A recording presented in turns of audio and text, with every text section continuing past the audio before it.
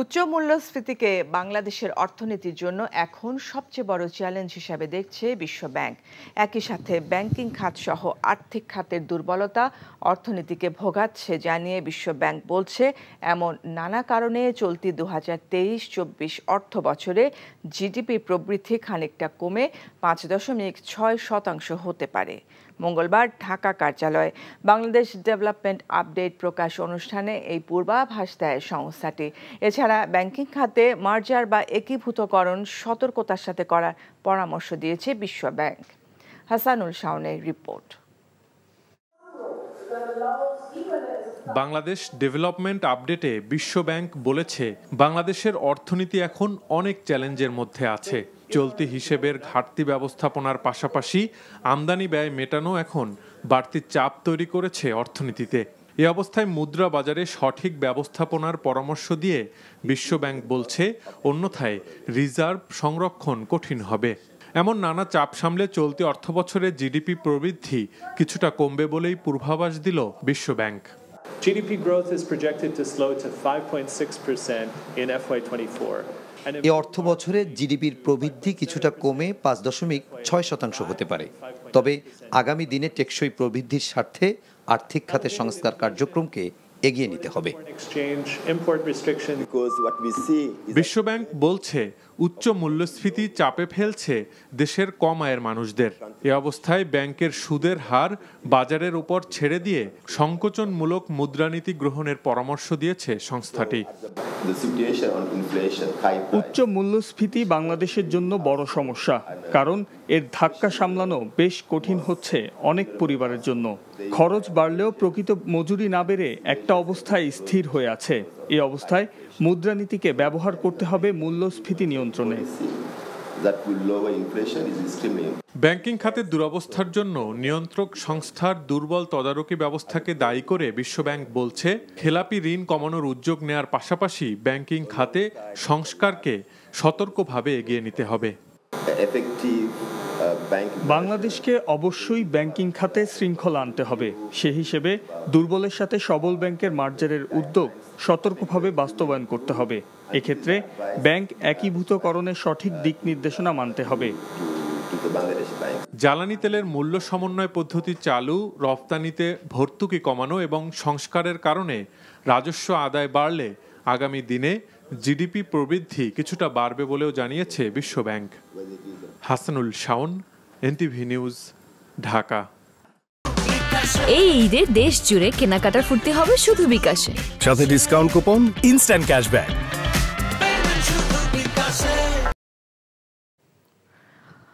দেশের বর্তমান অর্থনৈতিক পরিস্থিতিতে এশীয় উন্নয়ন ব্যাংক এডিবি সন্তোষ প্রকাশ করেছে বলে জানিয়েছেন অর্থমন্ত্রী আবুল হাসান মাহমুদ আলী। মঙ্গলবার সচিবালয়ে তার সাথে প্রতিষ্ঠানটির ভাইস প্রেসিডেন্ট ফাতেমা ইয়াসমিনের সৌজন্য সাক্ষাৎ শেষে একথা বলেন তিনি। আসছে বাজেটে এডিবির পক্ষ থেকে সহায়তার আশ্বাস মিলেছে বলেও জানান মন্ত্রী। আগামী মাসে জর্জিয়ায় অনুষ্ঠিত হতে যাওয়া এডিবির বার্ষিক কনফারেন্সে এসব বিষয়ে আলোচনা হবে বলেও জানান অর্থমন্ত্রী। আর বাংলাদেশের সাথে এডিবির 50 বছরের সুসম্পর্কের কথা তুলে ধরে উন্নয়ন অগ্রযাত্রায় আগামীতেও পাশে থাকার কথা জানান ফাতিমা ইয়াসমিন। আমরা খুবই সন্তুষ্ট। এডিবির সঙ্গে সম্পর্ক যেভাবে ডেভেলপ করছে 50 বছর ধরে, আরও ভালো হয়ে গেছে, আরও শক্তিশালী। তার জন্যই তো আমরা সন্তুষ্ট। রূপপুরে দ্বিতীয় পারমাণবিক বিদ্যুৎ কেন্দ্র নির্মাণে সম্মত হয়েছে বাংলাদেশ, রাশিয়া। মঙ্গলবার রোসাটমের পরিচালক অ্যালেক্সেই লিখাচেভ প্রধানমন্ত্রীর সাথে দেখা করতে গণভবনে গেলে রাশিয়ার প্রতিষ্ঠান রোসাটমকে পাবনার রূপপুরে নতুন পারমাণবিক বিদ্যুৎ কেন্দ্র নির্মাণের জন্য অনুরোধ করেন শেখ হাসিনা। বর্তমানে যেই বিদ্যুৎ কেন্দ্রের কাজ চলছে সেটি শেষ হওয়ার পর নতুন পারমাণবিক বিদ্যুৎ কেন্দ্র নির্মাণ কাজ শুরু করার কথা বলেন প্রধানমন্ত্রী। পাশাপাশি প্রথম ও দ্বিতীয় চুল্লিতে ব্যবহৃত পারমাণবিক জ্বালানি রাশিয়ায় সময় মতো ফিরিয়ে নিতে প্রধানমন্ত্রীর আহ্বানের প্রেক্ষিতে রোসাটমের পরিচালক লিখাচেভ জানান, এ ব্যাপারে প্রয়োজনীয় পদক্ষেপ নেওয়া হবে। ইতোমধ্যে এ ব্যাপারে একটি আন্তঃরাষ্ট্রীয় চুক্তি স্বাক্ষরিত হয়েছে।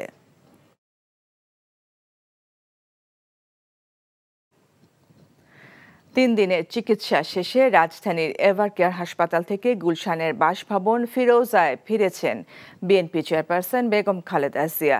মেডিকেল বোর্ডের সিদ্ধান্ত অনুযায়ী শারীরিক কিছু জরুরি পরীক্ষা নিরীক্ষা শেষে মঙ্গলবার সন্ধ্যায় গুলশানের বাসভবন ফিরোজায় পৌঁছান বিএনপি নেত্রী।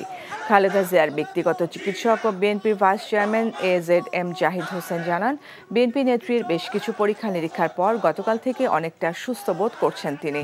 হাসপাতালে থেকে সংক্রমণের সম্ভাবনা থাকে, তাই স্বাস্থ্যের অবস্থার যেন অবনতি না হয় সেজন্য বাসায় আনা হয়েছে।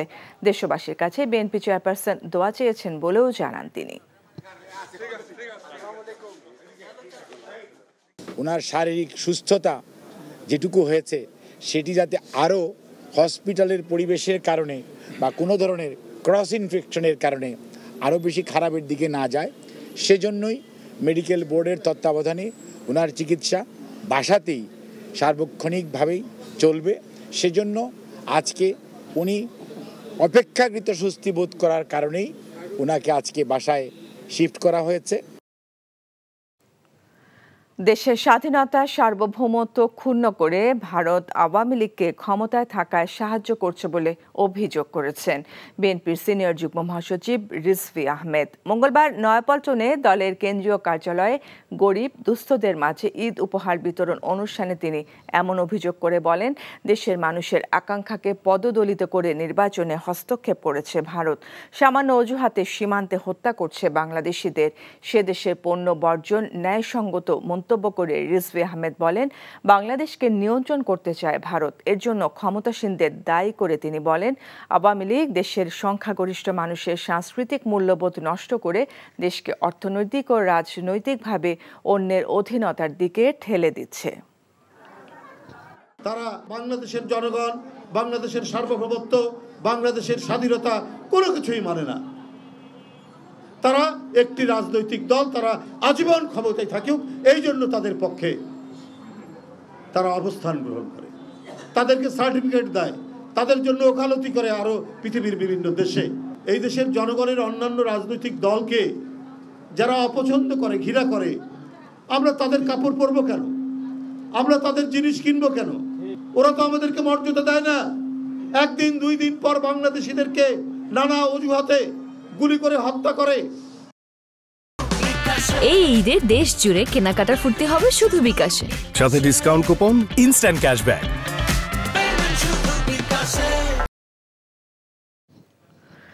আসন্ন উপজেলা পরিষদ নির্বাচনে কোনো প্রকার অবৈধ হস্তক্ষেপ এবং নির্বাচনের নিরপেক্ষতা বিনষ্ট করার কর্মকাণ্ডে জড়িত না থাকার জন্য মন্ত্রী সহ আওয়ামী লীগ দলীয় সংসদ সদস্য ও নেতাকর্মীদের প্রতি নির্দেশনা দিয়েছে আওয়ামী লীগ। মঙ্গলবার গণমাধ্যমে পাঠানো বিবৃতিতে এই সাংগঠনিক নির্দেশনা দেওয়া হয়।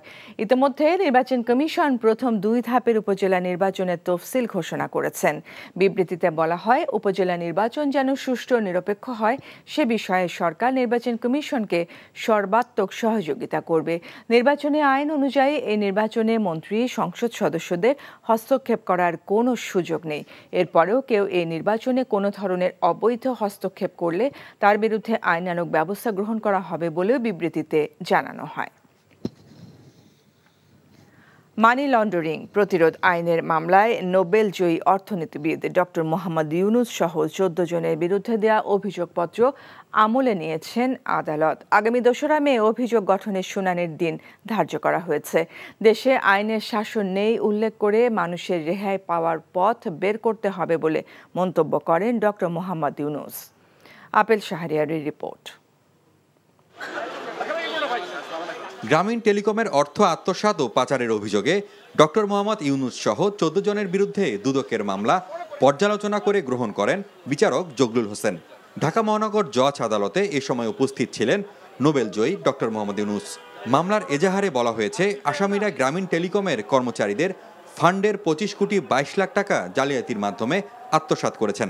মামলাটি বিচারের জন্য বিশেষ জজ আদালত 4-এ বদলির আদেশ দেওয়া হয়। 2রা মে এই মামলাটি কগনিজেন্স গ্রহণ করা হয়েছে এবং এই কগনিজেন্স নেওয়ার ফলশ্রুতিতে পরবর্তীতে মামলার বিচারিক কার্যক্রম পরিচালিত হবে এবং মামলার 4 শুনানি হবে। 4 যদি হয় তাহলে পরবর্তীতে ট্রায়াল হবে, অন্যান্য যা প্রসিজিওর আছে সেই মোতাবেক হবে। তিনি যে শ্রমিকদেরকে যে টাকাগুলি দেওয়ার কথা ছিল তাদেরকে প্রদান না করে তিনি যে অপরাধ করেছেন ওইটুকুর মধ্যেই আমরা সীমাবদ্ধ থাকি।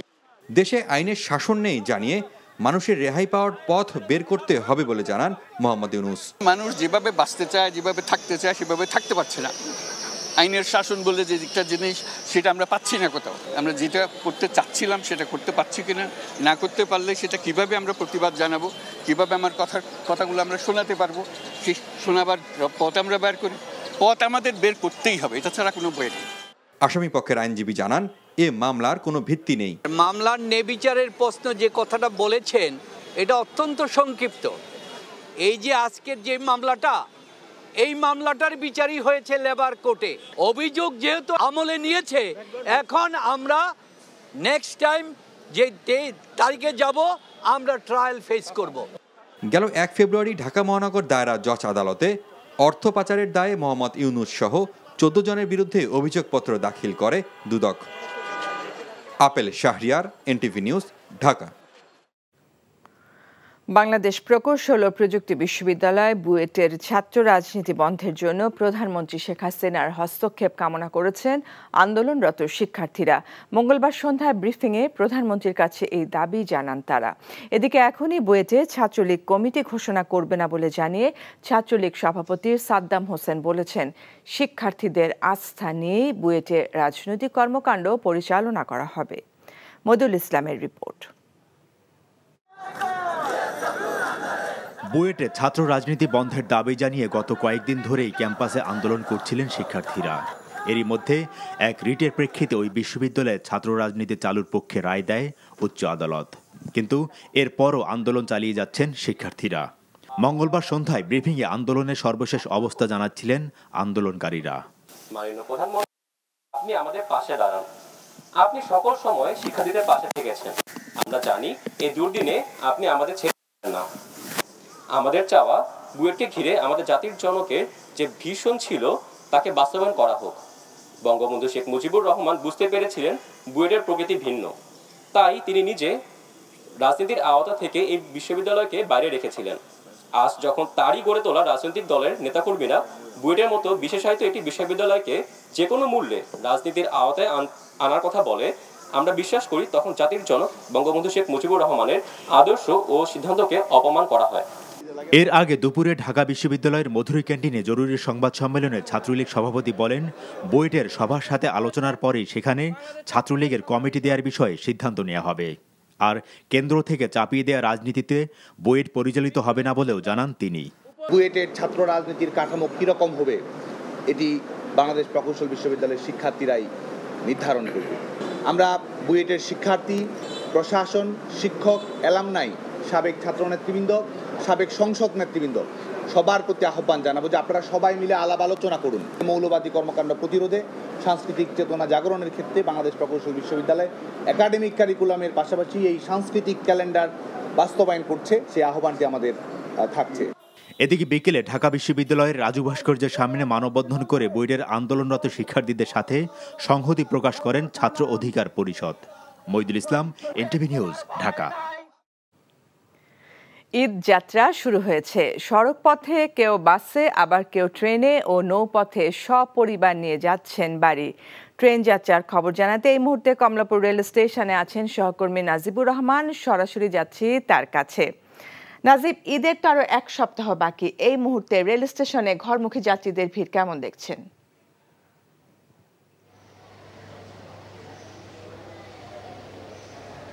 ফারজানা, ঈদযাত্রা বলতে আমরা যেটি বুঝি একটি ভোগান্তি বা ভিড় কিংবা অনেক মানুষের সমাগম, সেই চিত্রটি কিন্তু কমলাপুর রেল স্টেশনে আজকে নেই। আজ ঈদযাত্রার প্রথম দিন, অর্থাৎ ঈদ উপলক্ষে যেই ট্রেনের স্পেশাল ট্রেনগুলো যাচ্ছে গন্তব্যে, সেইগুলোর প্রথম দিন আজ। এবং আজ কিন্তু কমলাপুরে আমরা সকাল থেকে এসেছি, ভোর থেকে 2টি ট্রেন এখন পর্যন্ত ছেড়ে গেছে। 2টি ট্রেনের মধ্যে একটি রাজশাহীগামী আর একটি সিলেটগামী। 2টির মধ্যে একটি রাজশাহীগামী ট্রেনের কিন্তু শিডিউল জটিলতা হয়েছে। প্রায় 40 মিনিট পরে ট্রেনটি ছেড়ে গেছে। তাছাড়া কিন্তু কোনো ধরনের ভোগান্তি ছাড়াই মানুষ তাদের গন্তব্যে পৌঁছাচ্ছে। মূলত কর্মজীবী মানুষ যারা রয়েছেন তাদের পরিবারই কিন্তু ঢাকা ছাড়ছেন, কেননা ঈদের ছুটি শুরু হয়নি। আর এই কারণেই মূলত পরিবার নিয়ে কর্মজীবী মানুষরা একসাথে বাড়ি যেতে পারছে না। তবে যে যেভাবে পারছেন পরিবারকে আগে ভোগান্তি ছাড়াই বাড়ি পাঠিয়ে দিতে চাচ্ছেন। এবং রেলপথ মন্ত্রণালয় কিন্তু এই যাত্রাকে নির্বিঘ্ন করতে বিশেষ কিছু ব্যবস্থা নিয়েছেন, যার মধ্যে প্রায় 16 জোড়া স্পেশাল ট্রেন এবার চলবে, যার 126টি ট্রেন, অর্থাৎ 126টি ট্রেনের তারা লক্ষাধিক টিকিট কিন্তু অনলাইনে বিক্রি করছেন। অনলাইনে হলেও যাত্রীরা বলছেন যে তারা ভোগান্তির শিকার হয়েছেন, কেননা তাদের চাহিদার তুলনায় সেই টিকিটের পরিমাণ ছিল অনেকটাই কম এবং এই কারণেই তারা পর্যাপ্ত টিকিট পাননি। অনেকেই হয়তো ট্রেনে যাত্রা করতে পারবেন না। তাছাড়া আজ থেকে কিন্তু ফিরতি পথের যেই ট্রেনের টিকিট সেটিও কিন্তু আজ শুরু হয়েছে, অর্থাৎ ঈদ পরবর্তী 13 তারিখ থেকে যেই যাত্রা আবার শুরু হবে সেটির টিকিট কিন্তু আজ থেকে বিক্রি শুরু হচ্ছে। আর যারা আসনবিহীন টিকিট কাটতে চান তাদের জন্য 25% টিকিট কিন্তু এই যাত্রার দিন কাটতে পারবেন কমলাপুর থেকে। তো সব মিলিয়ে এই ছিল আমার কাছে সর্বশেষ। ফারজানা, আমরা কমলাপুর রেল স্টেশন থেকে জানছিলাম ঈদ যাত্রার খবর। তথ্য সম্প্রচার প্রতিমন্ত্রী মোহাম্মদ আলী আরাফাত বলেছেন, সরকার অনুমোদিত দেশীয় বিদেশি টেলিভিশন চ্যানেলের ফিড কেবলমাত্র বৈধ কেবল ও ডিটিএইচ অপারেটররা গ্রাহকের কাছে পৌঁছতে পারবে। অন্য কেউ এ কাজ করলে তা বেআইনি ও অবৈধ। এই বেআইনি কাজ বন্ধে সরকার আইনগত ব্যবস্থা নেবে।